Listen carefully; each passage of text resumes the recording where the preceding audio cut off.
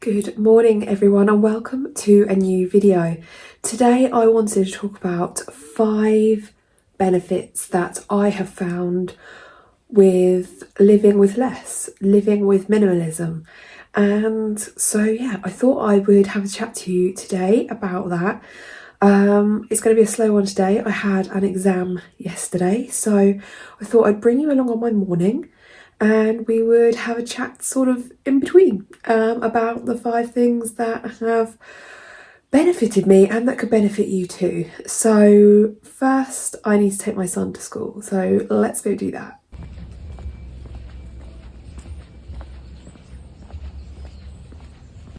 Hi everyone, so I am back from the school run and do you know what, I walk in the morning, getting out, getting some fresh air, just walking my son to school. It's surprising how much better you feel after a little bit of fresh air, and it does help that it's such a beautiful day out today. It's crisp and cold, but it is a beautiful bright blue sky day, and I think that just puts everyone in a good mood, doesn't it? So benefit number 1, obviously we're going to be talking about the 5 benefits of, or that I have found living with less. And to be honest, I found them quite surprising. When I started this journey of decluttering from being, I would say, quite a maximalist, not intentionally, I just never got rid of anything. I always felt like I was stressed and overwhelmed. And I guess when I just started getting rid of stuff, I think it was probably after I'd watched the Minimalists documentary on Netflix, and something just sort of switched in me, and I was like, and also after that book I'd read, oh my gosh, I can't remember what it's called. I will write it up here. I'm so sorry to the author because I absolutely love your book. And I had an exam yesterday. My brain capacity is still recovering, okay? But yeah, anyway, so I feel like I started, after reading that book and after watching that documentary, I really started to think about, actually, maybe it's my environment that is causing this stress and overwhelm all the time, and it's not actually my life. Granted, I could probably have it would probably be better if I slowed my life down in certain areas, but I think actually there was a good big possibility that my environment was a big part of what was wrong. And so 2025 was my decluttering year. I got rid of so much stuff, and I mean, I'm still doing that. We still have our loft to go through, but we have a lot of things have left this house. And I'm feeling so much better for it, so much lighter. And that is the first thing that I wanted to say was one of the benefits, was that there is just less stress and less overwhelm. I feel like I have less decisions to make just because I have less stuff. You know, there's less things to take care of, there's less clutter, there's less mental load. And by mental load, I mean all of the things that we have in our environment are things that we have to take care of to a certain extent. They are taking up room in our brain because our brain knows we own that stuff. We have that stuff in our house. We still have to take care of it. We still have to store it. We still have to juggle it around when we want to try and find something. It's all these little things actually add up, and you don't realise how much they're probably affecting you without actually affecting you. So yeah, I feel like generally my mind is calmer. My environment is just so much more, well, calm, relaxing, just serene. I actually love being in my house. It's like a sacred space for me now, and I think that that is so important in a day and age where we are busy all the time, on the go all the time. You need a space that you can come into that is sacred and that you can relax in and calm in and have that, just let your body and your mind relax in. And I think I and my husband and my son, I think we are achieving that now. I think there is definitely an element of the energy of the house is just calmer, and it feels so good. I need a cup of tea, so before we go on to the next one, let's make a cuppa.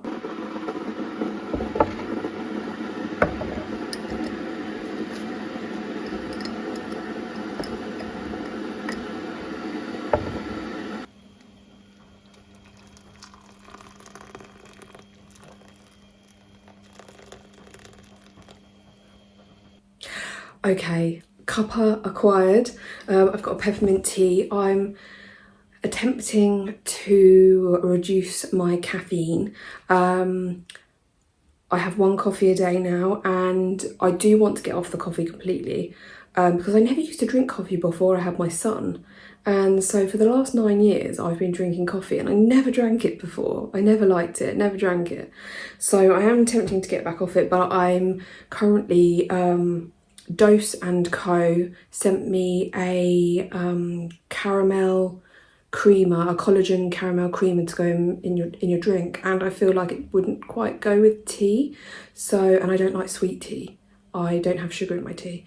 So, not peppermint tea, like normal English breakfast tea.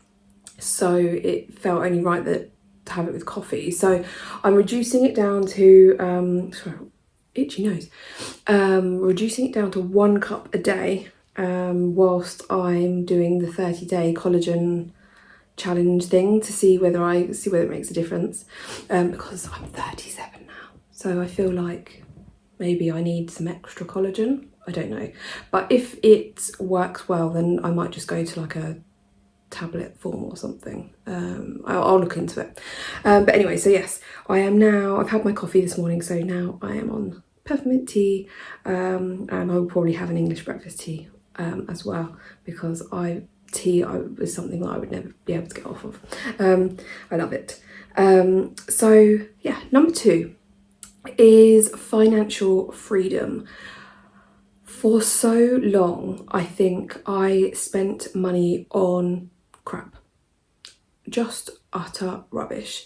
Stuff that I thought I wanted in the moment, you buy it, and a week later you're looking for that next fix.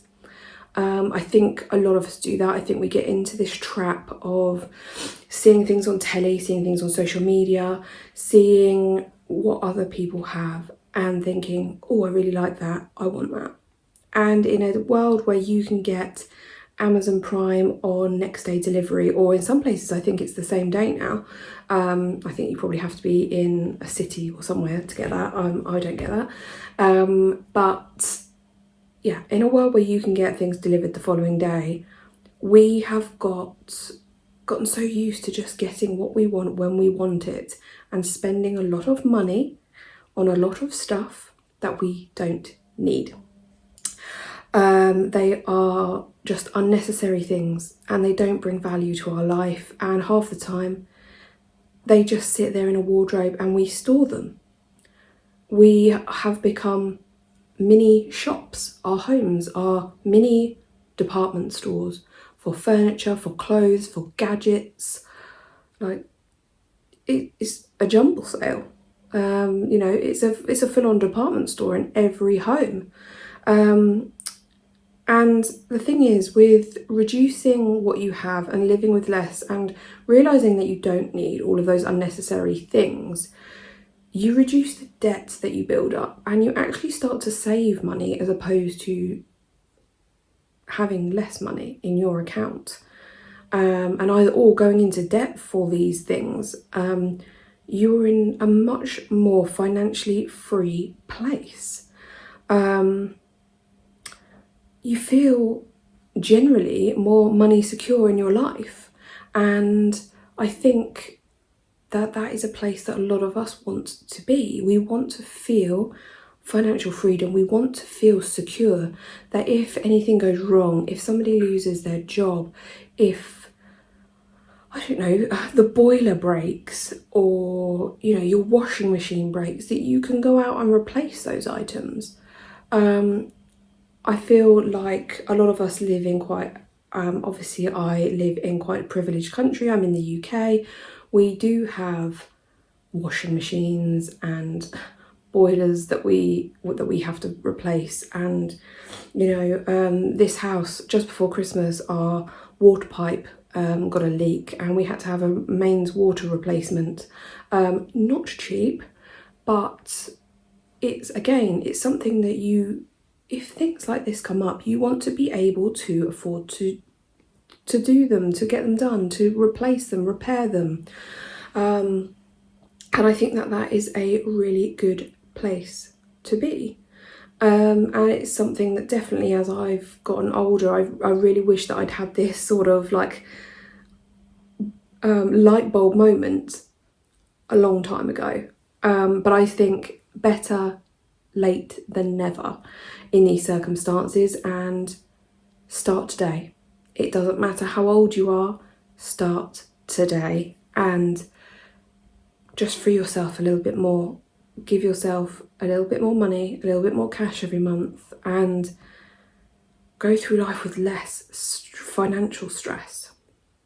Number 3. Let me just take a sip of my tea. Oh, I'm not a fan of fruit teas, but peppermint tea, absolutely love it. I guess it's just personal taste.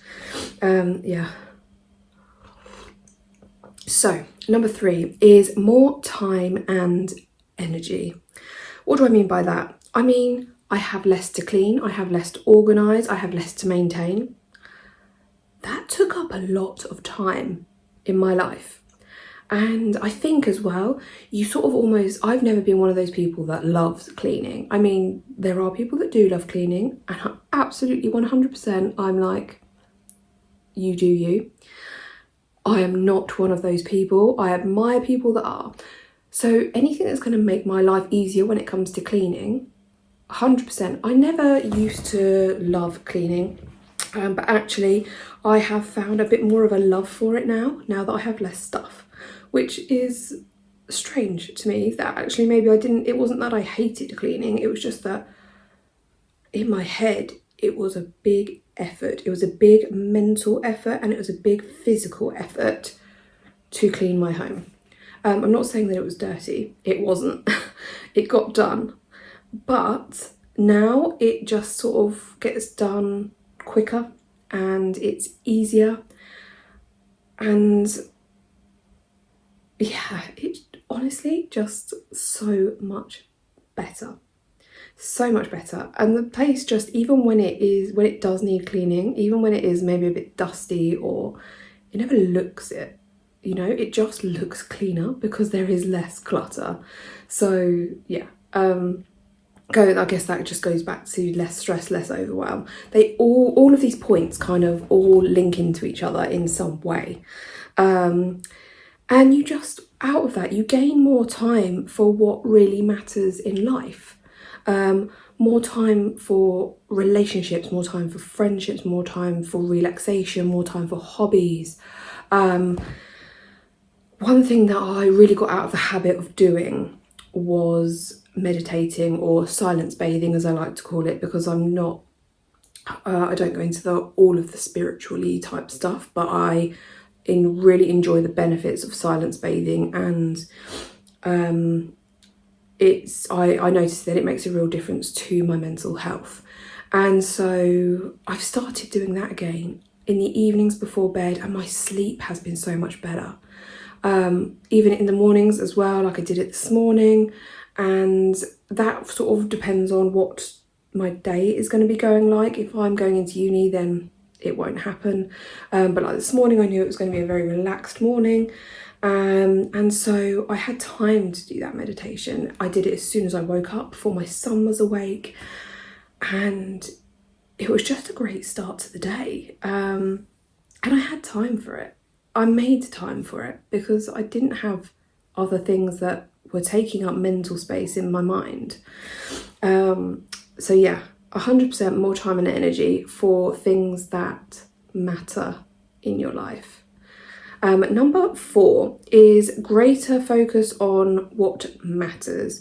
So very similar to number 3, but in this sense, I think it's more about spending more time on experiences and memories, valuing people more and over material things.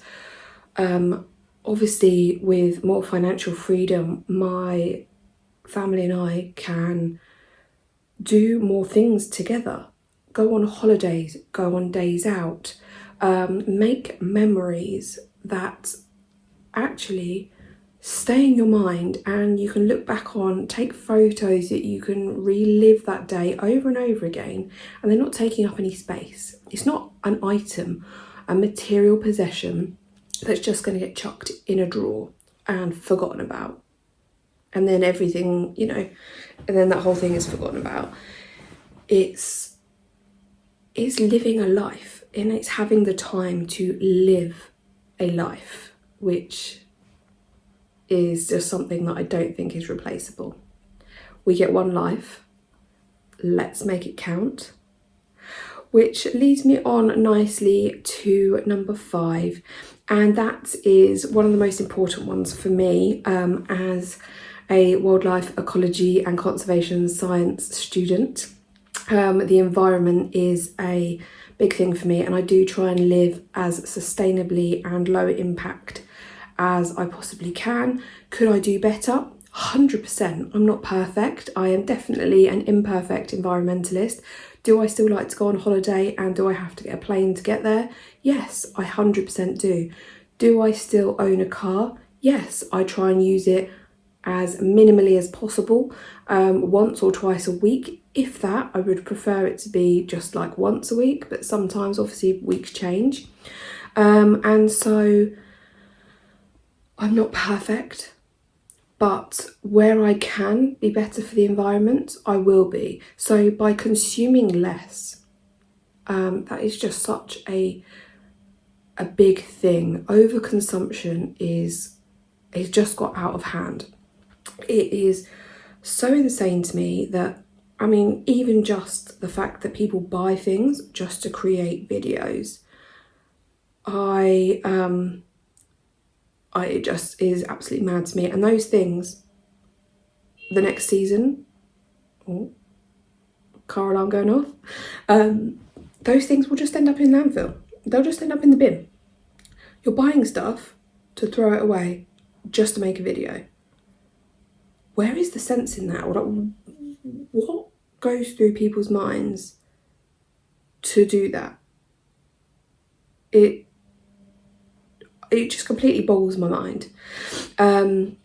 So obviously we are consuming less as a family, and as personally I am consuming a lot less, and that is helping the environment. I'm also lowering my carbon footprint by just taking on all of these things. Just by being more minimal in my life, I'm lowering my carbon footprint. And I think that is a big thing these days. There are free online carbon footprint calculators. It's really interesting. Mine is fairly low for the UK average. I am below average, which I am very pleased to say. But it's really interesting, and obviously planes and journeys, they do pop it up, but obviously if you've got a lower impact life generally, that's going to counteract that. So that's the way I kind of work it, and it makes me feel better about going on a plane for a family holiday. But again, those are things that are memories that you're never going to get back, so that you're never going to be able to. That doesn't make sense, does it? What am I trying to say? Those memories are things that I'm going to keep forever. So that is worth it to me. I would rather my carbon footprint be on an aeroplane that I took for a family holiday than on a load of things I'm going to declutter in a year's time.